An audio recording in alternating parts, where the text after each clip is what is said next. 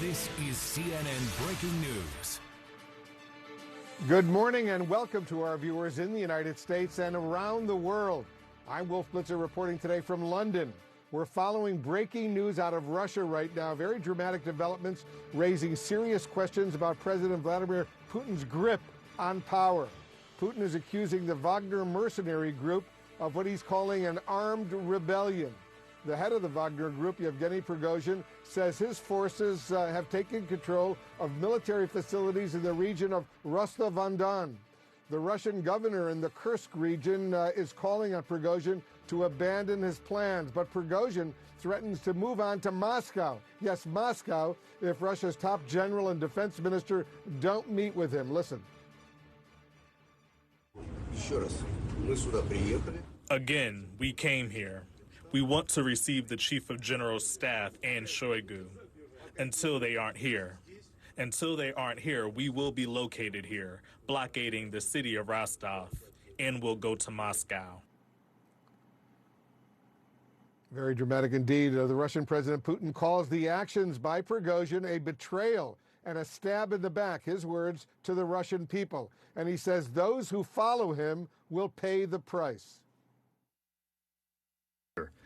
All those who deliberately chose the path of treachery, who prepared an armed mutiny, who chose the path of blackmail and terrorist methods will face inevitable punishment and will answer both to the law and to our people. We're following all these developments on what's happening in Russia with our reporters and our analysts. Let's get an update right now on what is happening in Russia right now. Our chief international correspondent, Nick Payton-Walsh, is tracking developments for us. Nick, first of all, bring us up to speed. Yeah, another development which seems to suggest concerns that this Wagner military convoy that appears to be trying to move towards Moscow, or at least says loudly that is its ambition, may be threatening to continue moving. The governor of a Lipetsk area that neighbours Voronezh, where we do appear to have seen signs that Wagner military forces have at least moved into or moved through, the governor of Lipetsk is telling people to stay indoors, to stay calm. Now, that may simply just be a bid to ensure their safety, but this is yet another stop on the highway from Rostov-on-Don, the southern military hub that Wagner forces sort of calmly walked into, it seems, last night. Another stop on the highway north towards Moscow. Absurd, frankly, to even feel I'm reporting this, the notion of an armed insurrection inside Russia that's currently got its sights set on the capital. We've heard from the governor of Voronezh, that key town halfway on the road up towards the capital, that combat measures have been begun by the Russian military, and there is video suggesting damage to an oil facility in that town, and indeed Russian state media reporting that an Mi-8 attack helicopter made a hard landing in that area. It's possible that is all related to the same clashes around that particular area. But the ultimate question for us in the hours and days ahead is what is left of the Russian military inside of Russia, so much of it sent to the front lines inside of Ukraine, that is willing to stop this Wagner advance. Wagner do appear to have been relatively large in number and prepared as they made these moves yesterday. This whole dispute, it seems, going on for months, but coming to a head yesterday when Prigozhin, its leader, put out a lengthy statement questioning the rationale for the war and its conduct, essentially telling Russians they'd been lied to.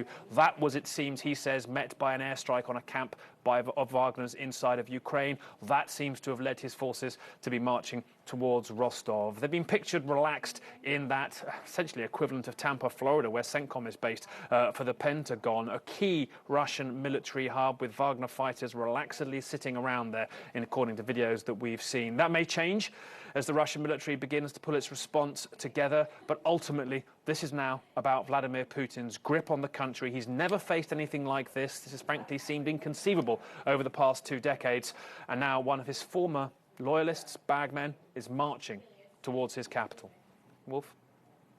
And just to be precise on this, Nick, give us some perspective. Rostov-on-Don, it's maybe not well known outside of Russia, but militarily speaking, it's a very significant location, and not all that far away from Moscow either. No, not that far from Moscow, but more importantly, very close to Ukraine, to the territories that Russia occupied since 2014, adjacent almost to them. It's been the hub for Russia's wars in Chechnya, for their invasion at times of Georgia in 2008, and for the repeated invasions of Ukraine. This is the key Russian military city in the south, you might argue, nationwide. And now it is in the control, for the most part, it seems, of the Wagner mercenary group, part of what the Kremlin calls terrorist methods, blackmail, and what is clearly a mutiny aimed at, it seems at this point, unseating possibly not only the top brass of Russia, judging by the rhetoric we've heard from Yevgeny Prigozhin, calling Vladimir Putin mistaken. It may end up being that if this progresses to Moscow, it actually challenges Vladimir Putin's place in the Kremlin as well. That's yet to be seen. But we are now into a frankly existential moment between Prigozhin and Putin, and quite who perseveres through this moment will define the future of the Ukraine war, certainly, but also the fate of this nuclear power. And if, in fact, Prigozhin's Wagner troops are in control of Rostov, that's a huge embarrassment to Putin and the Russian military right now. Nick Payton-Walsh on the scene for us will stay in very close touch with you as well. We're told, by the way, that the White House is very closely monitoring these emerging power struggle developments inside Russia. CNN's Priscilla Alvarez is joining us from the White House right now. Priscilla, what are you learning over there? That's right, Wolf. White House officials are actively monitoring this unfolding situation. And as of yesterday evening, we know that President Biden had been briefed. Now, in a statement, the National Security Council spokesman said the following: "We are monitoring the situation and will be consulting with allies and partners on these developments." So short and concise there, but clear that the White House is paying close attention. Now, of course, we've also heard from administration officials who say that national security officials at the White House, while they're watching closely, are being careful and cautious as to when to weigh in as all of this is moving rapidly. We also know that as of early January, there had been indications in U.S. intelligence that there was a power struggle between the mercenary group, the mercenary Wagner group, and the Russian government. And over the course of time, they have continued to collect intelligence on this matter, which indicates to us that the White House has seen this as a power struggle and one that could cause instability and, of course,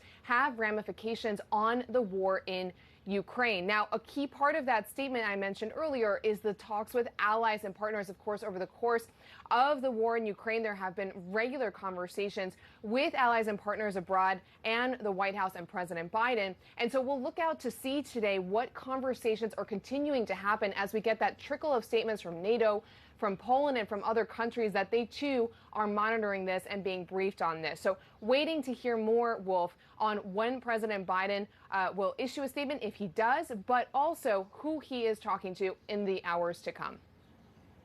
Yeah, very, very significant indeed. The U.S. watching all of this very, very closely. Priscilla Alvarez at the White House will stay in close touch with you as well. Joining us now, CNN political and national security analyst David Sanger. David, thanks for joining us. Putin's future is on the line, presumably, right now. Prigozhin has seen what happens to people who cross Putin in the past. He wouldn't do this, presumably, if he didn't think he has enough support to win, either in the FSB or in the Defense Ministry, the FSB, the Russian intelligence agency. Do you think we know the cards that Prigozhin is actually holding? He has to be very careful right now, given the fact that he has directly challenged Putin. He does, and I think what's really truly remarkable about this moment, Wolf, probably three remarkable things. First, until now, we had suspected that there would be cracks at some point because of the war in Putin's regime. We haven't really seen any other than this tug of war that had gone on between Prigozhin and the Defense Ministry. And Putin allowed that to happen until last night, or this morning when he gave his, this morning Moscow time, when he gave his speech.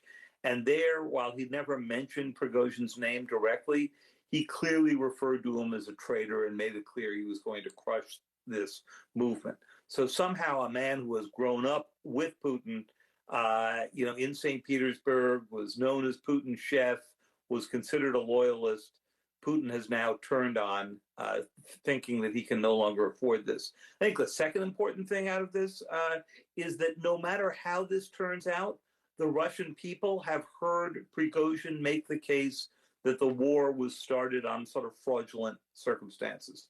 And the third thing is, among the things we don't know is whether Prigozhin has any influence over those additional Russian units that have control over missiles, including, we believe, some tactical nuclear weapons. So that's really what the White House is focused on, nuclear control. So far in his public statements, Prigozhin, as you know, David, has been rather careful to say he's targeting senior military leaders. He's been careful not to necessarily directly accuse Putin of wrongdoing. But does anyone in Russia believe he will stop with the leaders over at the, let's say, the Ministry of Defense? Is there a reality where Prigozhin's forces actually begin to march toward Moscow or somewhere near it, and Putin remains the functional head of the Russian state? Well, you're right, because until now, we have believed that what Prigozhin was trying to do was replace the defense minister Shoigu and General Gerasimov, all of whom he's charged as incompetent. And he's made the case that they misled Putin, not that Putin had done anything wrong. But now he and Putin are in a death struggle. And that was clear from Putin's speech. It was also clear in the fact that the Russian government, referred to this as a coup attempt. Prigozhin did not say it was a coup attempt. And so it's a little bit unclear what Prigozhin's ultimate objectives are here. And it's certainly unclear how he would get from where he is now into Moscow, even with a depleted Russian force around the capital. Yeah, looks like they're in control of Rostov, not too far away, but a key military location for the Russian military. What does all this mean for Putin's standing on the global stage, David, right now? You know, Putin conducted this entire operation against Ukraine in part to go restore what he viewed as rightful Russian lands, that Ukraine never should have been separated away from Russia. It's not that he wants to restore the old Soviet Union. He wants to restore sort of the czarist view of the sort of Peter the Great era, when Ukraine was a piece of Russia and Russia a piece of Ukraine. And he said as much in a speech a few months before the invasion. Now the war has first revealed his military to be relatively incompetent. That hurt his standing on the world stage. Then the West rose up with sanctions that have hurt him economically, although there are many countries that still have not joined on. And now it looks like he has cracks even internally. And that's the biggest danger to him in many ways. You know, Ukraine never posed a threat to the Russian regime, and more importantly, to Putin's regime, to Putin himself. But Prigozhin may. Among the most stunning statements that we've heard from Prigozhin is that the rationale for Russia's war in Ukraine was false. There was no NATO threat to Russia from Ukraine. There was no attack on ethnic Russians. And it certainly contradicts the messages from Putin to the Russian public. That's what we've been hearing from Prigozhin. How much of a threat is that to Putin's credibility in the eyes right now of the Russian public? You know, it would be fascinating to know how broadly that message has spread. But, you know, it was one thing when there were Americans and NATO members and President Biden and the Chancellor of Germany making the case that NATO posed no threat to Russia. It's another thing when they hear it from Prigozhin himself, a Russian who commanded the troops that were the most successful for the Russians in the war, and who have protected Putin by sending troops to Syria, by being his proxy army in Africa. So hearing it from him is a very different thing than hearing it from the United States or the European allies. And even if Putin is successful in putting this down, and I suspect that he probably would be, you can't take back the fact that many Russians now know that at least one senior member once close to Putin has called the whole rationale for the war a sham. Do you think, David, it'll have an impact of what Prigozhin is doing and his Wagner troops are doing on the Russian public at large and their perceptions of this Russian war in Ukraine? You know, it's got to. It's really a question of who runs the better information campaign there. It was interesting that even in the cities that right now Prigozhin has managed to hold, that there were many residents who were afraid to have the Wagner group there, and were saying, "Please get out of here." They don't want their city destroyed. Because I think they are concerned that the battle between Russian regular military troops and the Wagner group will destroy much around them. And it may well. It sort of depends on how this unfolds. At the end of the day, Wagner has 25,000 troops, we think. I'm not sure that's big enough for him to do the job he has in mind. So he must be counting on ordinary Russian troops and units siding with him, and with some of the generals around Putin breaking with Putin. And, you know, maybe he knows something we don't, but we haven't seen that yet. But it's certainly got to be making a lot of people nervous, including the Chinese, who, you know, really embraced Putin, were nervous about what he was doing, why he got bogged down, but of course have thrown their lot in with him. And even before this happened, there were some signs that they were a little bit nervous about his hold on power. They must be much more nervous now. Good point. David Sanger, thanks very much for your analysis. We'll, of course, stay in very close touch with you. We're certainly following very closely and monitoring the situation in Ukraine at the same time. Much more on that when we come back. Ideas. Morgan Stanley. More now on our breaking news out of Russia this hour. President Vladimir Putin is facing a critical moment, a truly critical moment, after the leader of the Wagner mercenary group, Yevgeny Prigozhin, a longtime ally of the Kremlin, claimed his troops had taken control of military facilities in the Russian cities of Voronezh and Rostov-on-Don. Putin has accused him of treason and vowed to punish any armed rebellion, and says any internal turmoil in Russia is a deadly threat to its statehood. Yevgeny Prigozhin rose to prominence as a close ally of Vladimir Putin, and now he's leading what Putin says is a rebellion against him. I want to go to our senior international correspondent, Fred Pleitgen. Fred, give us a better sense of who Prigozhin is.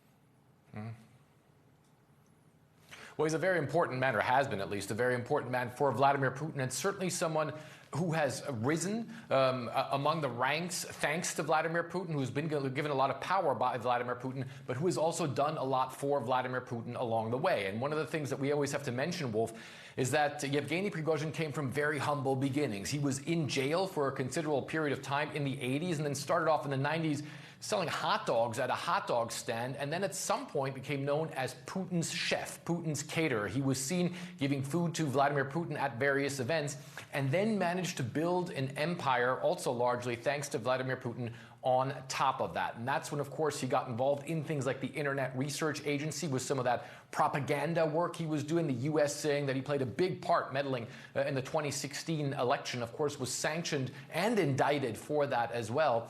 And then you have the Wagner private military company, which is sort of one of the things that he also took on there. And this is something, Wolf, that, you know, we in our work internationally have been confronted with over the past couple of years. If you look at, for instance, Syria around 2014, 2015, where we would go around Syria and you would already see people from the Wagner private military company at that point still doing things like base protection for the Russians who were down on the ground in Syria. That then, of course, evolved into more and more of a combat role, but then also doing shady economic dealings for Vladimir Putin as well. In Syria, for instance, with the oil wells that the Russians and the Syrian regime took there, but then also in Africa, dealing with gems, also training African military forces. But it really wasn't, Wolf, until the war in Ukraine, or the full-on war in Ukraine, where Wagner went from essentially being a paramilitary company to being a full-on military, to being essentially a full-on army. And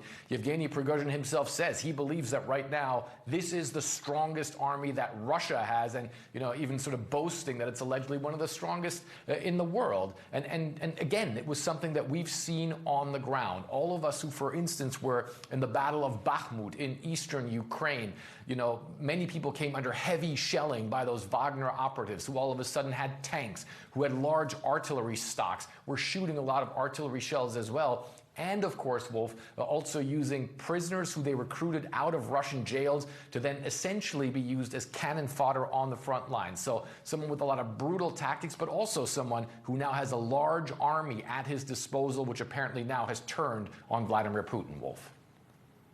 Fred Pleitgen in Berlin for us. He's done a lot of reporting on the Wagner Group. Fred, thank you very much. Joining us now, CNN military analyst, retired Lieutenant General Mark Hertling. General Hertling, thanks very much for joining us. As you know, Ukraine, as far as Ukraine is concerned, one can imagine Ukrainians would be celebrating this chaos that's unfolding in what they regard as the enemy camp, namely in Russia.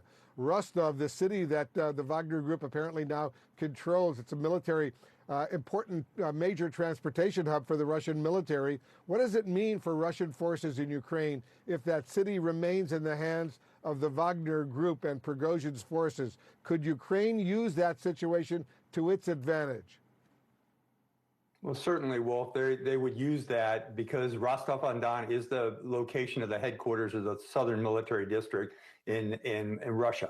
But it also is a huge pipeline, as you just said, for a lot of logistics. In fact, the Ukrainian forces have been trying to intersect the logistics line that go on the M4 and the M14 highway that go into Zaporizhia and Kherson province. So when you block those logistics, you certainly grind down the capability of Russia to conduct combat operations. But the other thing is, that's interesting, is yes, Prigozhin and his Wagner Group surrounded Rostov-on-Don last night, but now they're about halfway to Russia, and they're in their forward elements in a town called Brezhnev.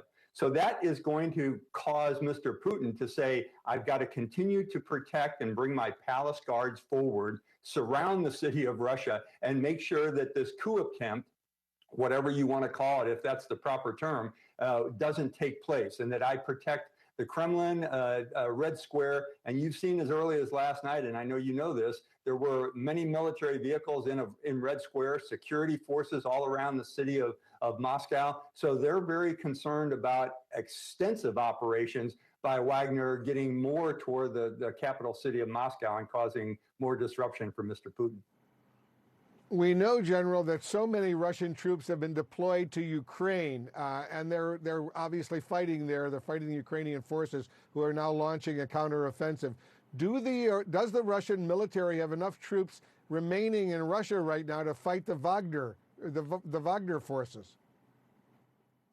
They didn't have enough troops to fight the Ukrainian forces, and that's part of the problem, Wolf. So no, as Wagner pulled away from the front lines in Ukraine, they left massive holes. With now this new action of actually leaving completely the country and Wagner focusing their effort on the Russian government, there are huge holes in the front line.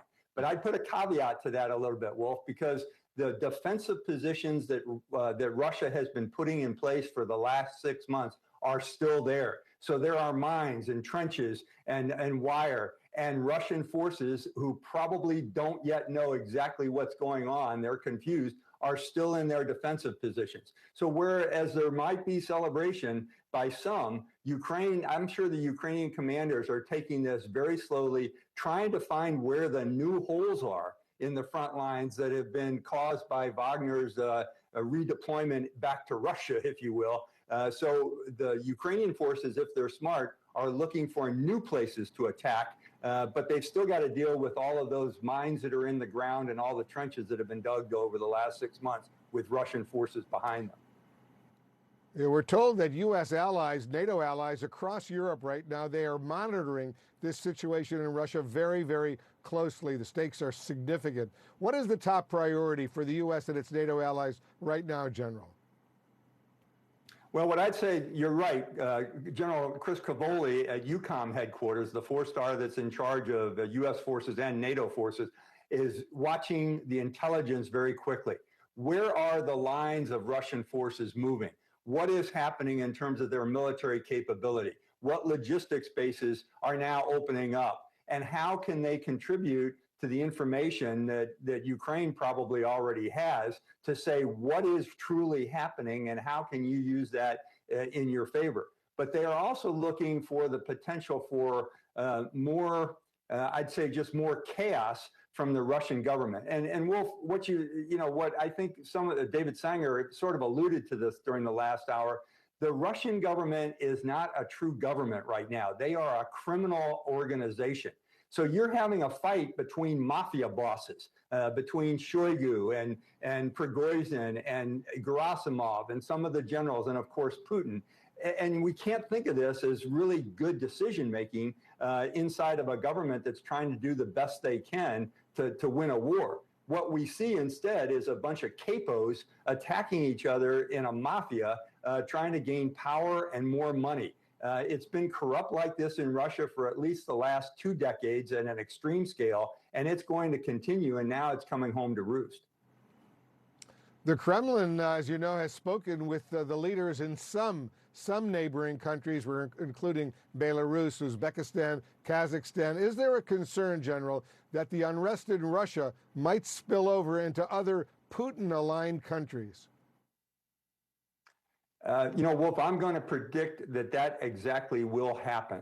And when I was commander in Europe, we watched that very closely. The actions inside of Moscow would certainly affect the actions in places like Tbilisi, Georgia, or some of the other stands. They have been under Russia's thumb. They have been under Mr. Putin's thumb. And in fact, many of the soldiers that Russia has deployed and mobilized have come from those outlying areas. And places like Belarus, which is tenuous at best with Mr. Lukashenko, are now feeling like they don't have the support of a government that looks a little bit like it's starting to crumble and be more dysfunctional than it already has. So yes, I would suggest, having been a reader of the other countries associated with Russia, that this is probably causing a whole lot of problems in a lot of foreign capitals right now.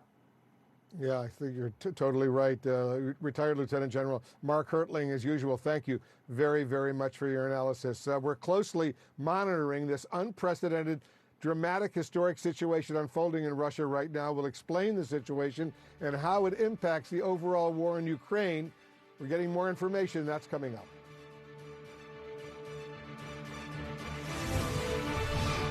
#753-8559. We're continuing to follow the developing situation out of Russia right now as President Vladimir Putin faces a very serious threat to his hold on power. The Wagner chief, Yevgeny Prigozhin, is saying that his group actually took control of the military headquarters in Rostov. And he says they did that, and I'm quoting him now, without firing a shot. CNN's chief international security correspondent Nick Payton-Walsh is tracking these historic, very powerful developments for all of us. So where do things stand, Nick, right now? Yeah, I mean, still, as you mentioned, they're utterly extraordinary. The atmosphere in Rostov-on-Don, a key Russian military town, probably the most important one nationwide, you might argue, captured, according to the Wagner chief, without firing a shot. And some of the video we've seen from there does show a very relaxed situation. Him, in fact, talking to two military commanders based there, one of whom, in fact, had been seen on the internet, on television the day before, urging people not to go along with this insurrection. But he was later pictured with Prigozhin, the Wagner chief, and another commander talking. Prigozhin at one point admonishing one of the commanders for using the informal you version, you singular, when talking to him, a lack of respect, Prigozhin said there. Extraordinary scenes in Rostov. That continues, though, on the highway up towards Moscow. The town of Voronezh, well, the governor there of that region has said that there's been combat measures by the Russian military. There's been a report in state media of an Mi-8 attack helicopter taken down in that particular area. And further up the road towards Moscow, indeed, the Lipetsk region governor has told people to stay at home for now, sort of essentially stay off the streets. So that key highway south to the capital, certainly bracing. It is unclear at this point the volume of Wagner traffic moving up there and quite where it has gone. But pictures indeed have emerged on the outskirts of Moscow of troops setting up positions with sandbags. So startling scenes you couldn't even possibly begin to imagine were imaginable last year before the war indeed began. And in fact, a key advisor, a key part of the Putin cabinet, Sergei Narishkin, the head of the Foreign Intelligence Service, has just put out a statement condemning what he refers to as the armed attempted rebellion there that cannot be justified by any prior achievements, essentially pointing towards how the Wagner group has been behind a lot of the most intense fighting, particularly around the symbolic but strategically not that helpful city of Bakhmut. And I think part of the coterie around Putin putting out a message saying Russia needs to unify. The ultimate question here, Wolf, is exactly what the military are going to do, whether they really want to take on the Wagner group, often ex-soldiers themselves, and quite whether or not this convoy, however big it is, will be stopped before the outskirts of Moscow. Extraordinary scenes here. Truly extraordinary, very historic, I must say, because we don't know what the end result of this is going to be. It's a huge, huge question right now. Nick Payton-Walsh, stand by. We'll get back to you. Everything is just the beginning in Russia. That's the message from an advisor to the Ukrainian President, Volodymyr Zelensky. Coming up, we'll discuss how this power struggle, this historic, dramatic power struggle in Russia right now, could affect the country's war efforts. Stay with us. Roar.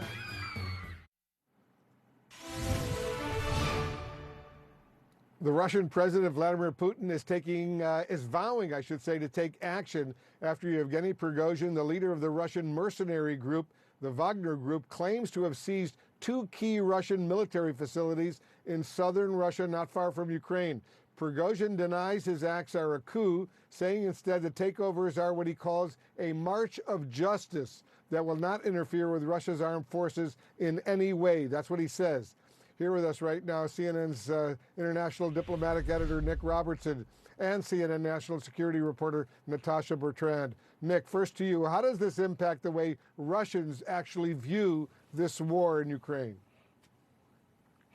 It can have a negative impact because Putin has not answered Prigozhin's principal challenge here, which is that the war was unnecessary. It has been fought because of his defense chiefs wanting to go to war. He didn't blame Putin per se for it, but that it's been come at the expense of Russian soldiers, potentially more than 100,000, potentially 200,000, that there have been shortages of ammunition, shortages of training, that everything about this war has been wrong, in essence. This is thrust of what Prigozhin is saying. Putin has treated Prigozhin as a security threat that he is going to shut down. Treasonous is the language that he used. But that doesn't answer Prigozhin's point. And there are Russian citizens, particularly those who've lost loved ones, brothers, families, fathers, sons, who want answers. Is this war worthwhile? And that's a question that I know from having conversations with people in Moscow today, that is still out there waiting to be answered. So I think that is an issue for him. But the question for Prigozhin clearly is how much support can he actually muster from the military?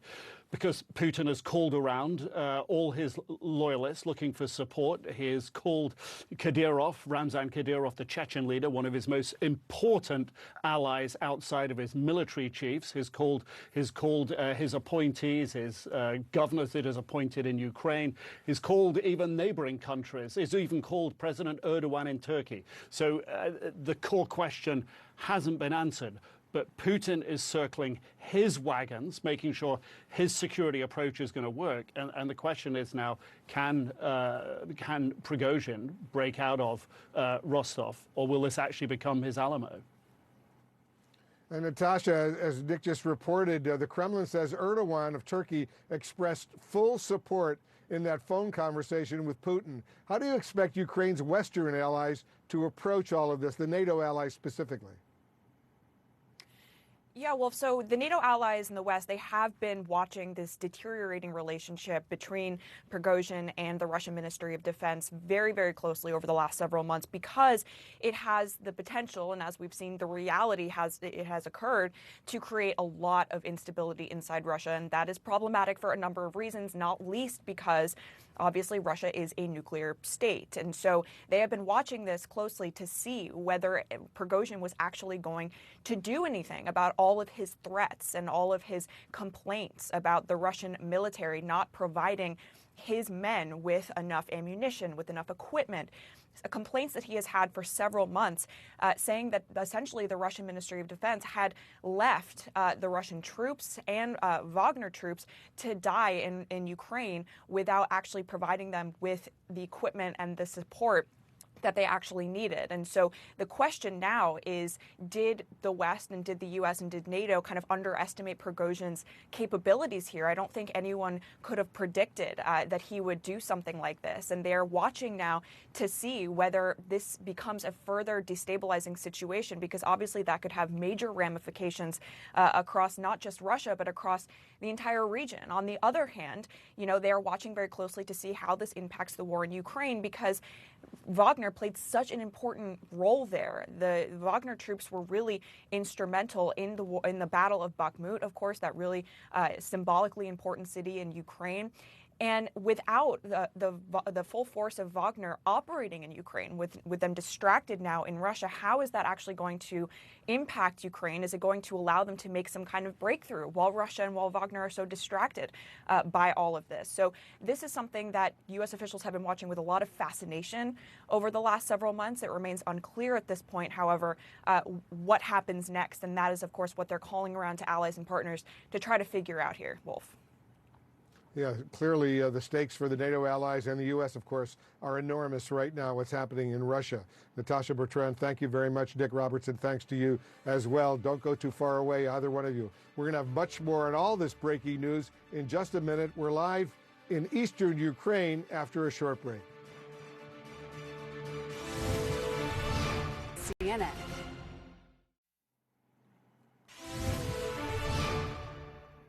The Ukrainian President Volodymyr Zelensky now says, and I'm quoting now, Russia's actions in Ukraine have led it to the chaos it's now engulfed in. Our senior international correspondent Ben Wiedemann is joining us live from Zaporizhia in Ukraine right now. So how is this likely to affect the war in Ukraine? What are you hearing, Ben?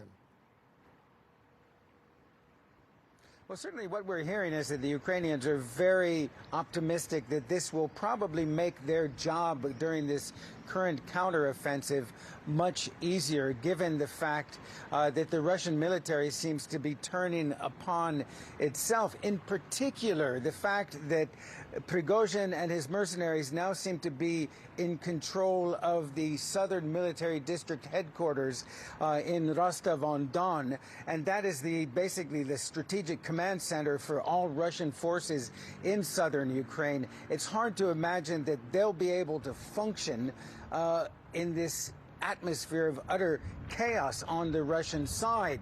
Now, the counteroffensive began about 2 weeks ago, and what we've seen is so far the Ukrainians have only made modest gains, but they have yet to commit the bulk of their forces to the fight, and therefore, and for instance, Wolf, we were very near the front lines yesterday. What we saw is there are a lot of troops and a lot of Western supplied equipment in reserve, basically primed to move forward. So the assumption among most Ukrainians is that given the circumstances, this now is the golden opportunity, the right moment for them to push ahead and try to take advantage of disorder in the Russian ranks to bring this counteroffensive forward in a dramatic way.